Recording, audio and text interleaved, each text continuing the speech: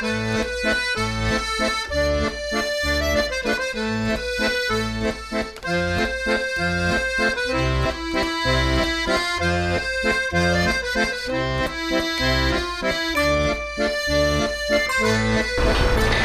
aqui no número 26 da Praça Dom Pedro IV que tudo começou. Foi aqui que Eça de Queiroz veio morar para Lisboa, juntamente com os pais, quando acabou o bacharelato em Coimbra, e é daqui que teve a primeira visão de Lisboa, nomeadamente a Praça Dom Pedro IV, com a estátua de Dom Pedro à minha frente.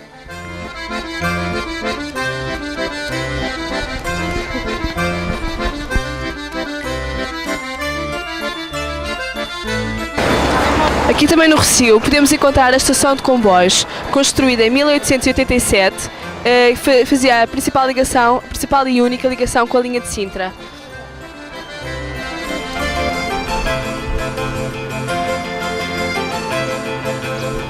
Encontro-me agora no início da Avenida da Liberdade. Este é o Monumento dos Restauradores. Foi erigido em 1886 em homenagem à restauração da independência de 1640. Este monumento surge no final do capítulo 18, nos Maias, como a representação de um Portugal decadente e sem capacidade de renovação. Aqui encontrava-se o portão do Passeio Público. O Passeio Público foi erigido em 1764 pelo Marquês de Pombal, depois do terremoto, e era um dos passeios mais frequentes pela sociedade de lisboeta. Começava aqui, onde se encontra agora o monumento, e estendia-se até à Praça da Alegria. Atualmente, a Avenida da Liberdade é uma das principais artérias lisboetas e estende-se até à rotunda do Marquês de Pombal.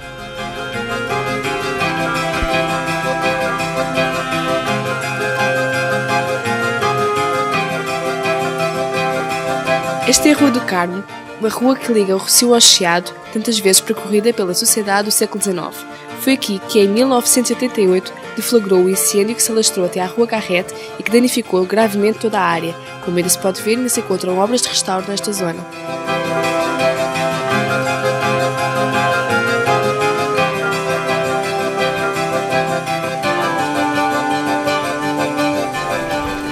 Tenho atrás de mim os armazéns do Chiado.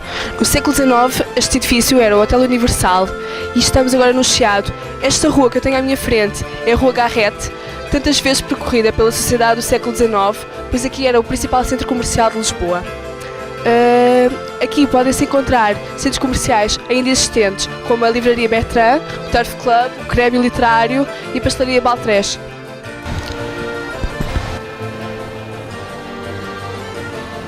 Estamos agora na Rua Ivans, uma rua paralela à Rua Garrete, no Chiado, antiga Rua São Francisco, no século XIX, e onde Maria Eduarda morou, no prédio alugado a Cruz, lá ao fundo da rua.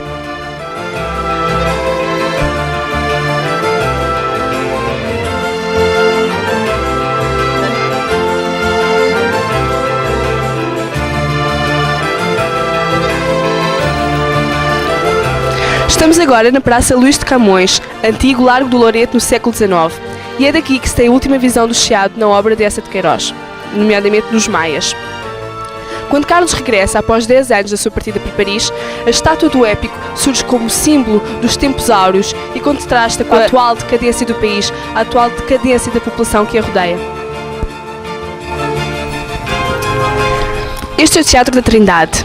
Foi aqui que se realizou o sarau no qual, tal como na corrida de cavalos, todos queriam mostrar, sem ter qualquer importância, o facto de não serem minimamente cultos. É neste episódio que Eça critica severamente a pobreza cultural, a hipocrisia e futilidade da sociedade lisboeta do século XIX. Hoje em dia, o teatro ainda continua aberto ao público, tendo uma das suas peças de destaque o Proof, com Rui Mendes e Julie Sargent.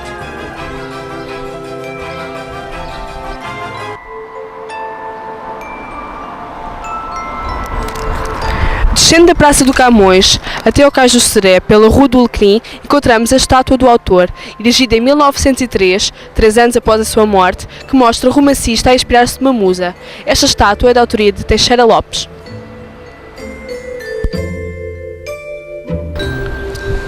Estamos agora na Praça Duque de Terceira, no Cais do Sodré. À minha direita tem início a movimentada Avenida 24 de Julho. No século XIX, esta avenida dava lugar ao aterro, tantas vezes percorrido por Carlos da Maia no seu caminho até casa, o Ramalhete. O Ramalhete, essa dá-nos a sua localização geográfica no bairro das Janelas Verdes. Atualmente, sabe-se que ele se baseou apenas numa casa do seu amigo, o Conde de Sabugosa, em Santa Amaro, para descrever tal mansão. Desta praça, também temos vista para o rio e para a outra margem, imagem tão adorada por essa e tão bem descrita. Do outro lado, temos a fachada do antigo Hotel Central. O Hotel Central desempenhava no século XIX um papel importante na sociedade lisboeta e é aqui que essa nos descreve o episódio do jantar, em que Ega oferece o jantar a Coan e onde Carlos vê pela primeira vez Maria Eduarda. É aqui na praça do município que Ega conhece o segredo do parentesco de Carlos e Maria Eduarda, quando leva o Sr. Guimarães, o tio do Damaso, até ao hotel em que este se encontrava hospedado, o extinto Hotel Paris.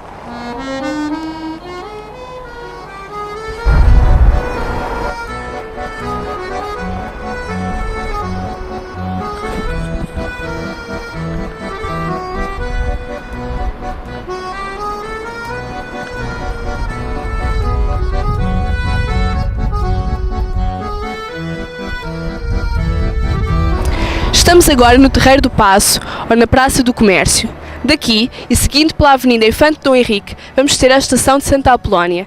Esta estação tem no século XIX um papel muito importante na sociedade lisboeta, na medida que era ela que fazia a ligação com o estrangeiro, nomeadamente com Paris. E assim nos Maias também tem um papel muito importante, pois é local de partida e de chegada das personagens. Aqui, e após a morte de essa, aconteceram dois factos bastante importantes na história de Portugal, nomeadamente em 1910 o regicídio, em que o rei Dom Carlos e o seu filho herdeiro Dom Filipe foram mortos naquele local pela maçonaria portuguesa. E, em 1974, as tropas de Salgueiro Maia, no dia 25 de Abril, ocuparam o terreiro com o intuito de ocupar os ministérios e prender assim os ministros. Hoje em dia, encontram-se aqui ainda alguns ministérios e a praça é local de turismo. Assim como dizia João da Ega, Lisboa está toda entre Arcada e São Bento. Lisboa é Portugal. No capítulo 8º, Carlos dirige-se com Cruzes a Sintra, no intuito de seguir Maria Eduarda. No século XIX, este percurso entre Lisboa e Sintra era feito através da estrada de Benfica, em carreiras diárias de caleches, tipóias ou até carros americanos. Hoje em dia, este percurso é feito pelo IC19 ou pela linha de Sintra, a linha linha inaugurada em 1870, o que permitiu que a vila de Borriqueiros, a vila de veraneio da sociedade lisboeta, se tornasse um dos concelhos mais populosos do país.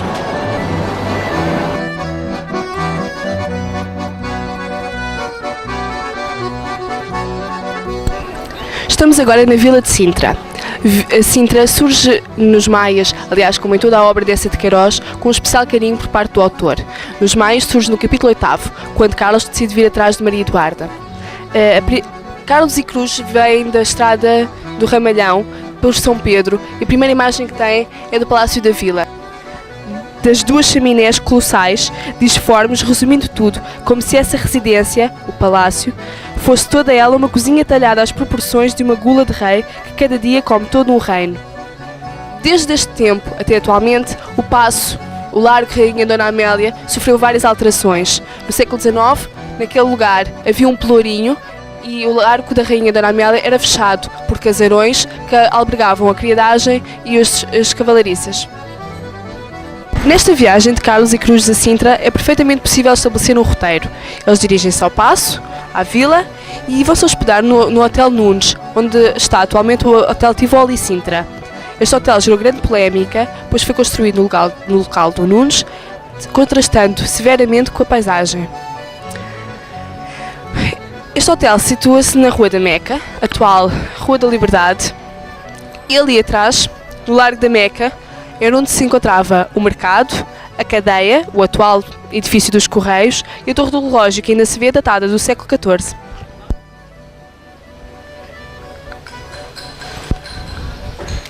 Estamos agora no Hotel Lawrence, um dos hotéis mais afamados do século XIX em Sintra. Fundado em 1780 pela família Lawrence Aram, este hotel albergava a burguesia e a aristocracia lisboeta. É aqui que Maria Eduarda se hospeda e é aqui que Carlos, Cruzes e Alencar jantam o seu último jantar em Sintra. Vamos agora para Setiais.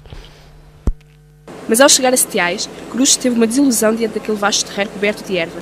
o palacete ao fundo, enxovalhado, de vidraças partidas e erguendo pomposamente sobre o arco, em pleno céu, o seu grande escudo de armas. Ficara-lhe a ideia de pequeno que Setiais era um montão pitoresco de rochedos, dominando a profundidade de um vale, e a isto misturava-se vagamente uma recordação de luar e de guitarras.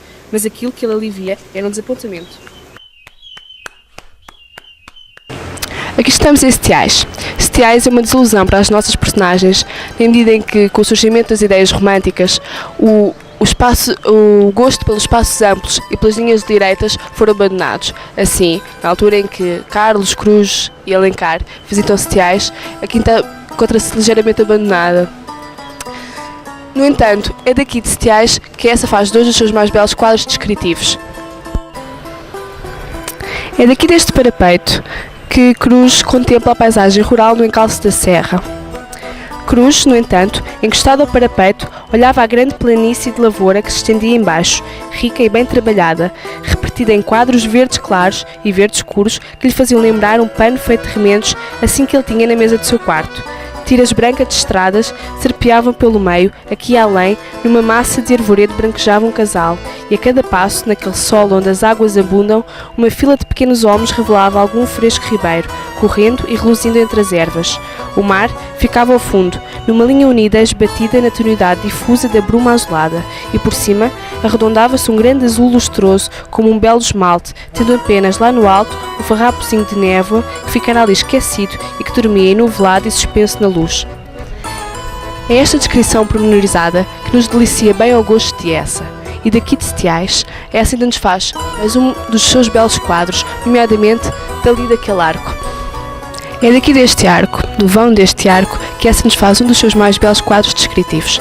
Daqui, e no topo da serra, vê-se o Palácio da Pena, e esta é a descrição que essa nos faz deste quadro. No vão do arco, como dentro de uma pesada moldura de pedra, brilhava, à luz rica da tarde, um quadro maravilhoso de uma composição quase fantástica, com uma ilustração de uma bela lenda de cavalaria e de amor. Era no primeiro plano o terreiro, deserto e verdejando, todo salpicado de botões amarelos. Ao fundo, o renque cerrado de antigas árvores, com era nos troncos, fazendo ao longo da grade uma muralha de folhagem reluzente, e emergindo abruptamente dessa copada linha de bosque assoalhado, subia no pleno resplendor do dia, destacando vigorosamente no relevo nítido, sobre o fundo do céu azul claro, o cume airoso da serra, toda a cor de violeta escura, coroada pelo Palácio da Pena, romântico e solitário no alto, com o seu parque sombrio aos pés, a torre esbelta perdida no ar e as cúpulas brilhando ao sol como se fossem feitas de ouro. E daqui de Setiais regressamos à vila. De novo no Paço, há ainda que referir, já ali no encalço da serra, que o Hotel Vítor, o antigo Hotel Vítor, o hotel em que Ega se hospeda quando volta a Sintra, no encalço de Raquel Cohen, fecha o triângulo hoteleiro com o Hotel Lawrence, onde já vimos, e o antigo Hotel Nunes. Concluindo, pode-se dizer que Sintra surge-nos pelos olhos de Cruz, que, tendo nunca cá vindo, nos deslumbra com as suas opiniões sobre as paisagens, nomeadamente ele características como sendo sublimes. E Sintra surge no capítulo 8º dos Maias como pretexto para simbolizar todas as suas grandezas.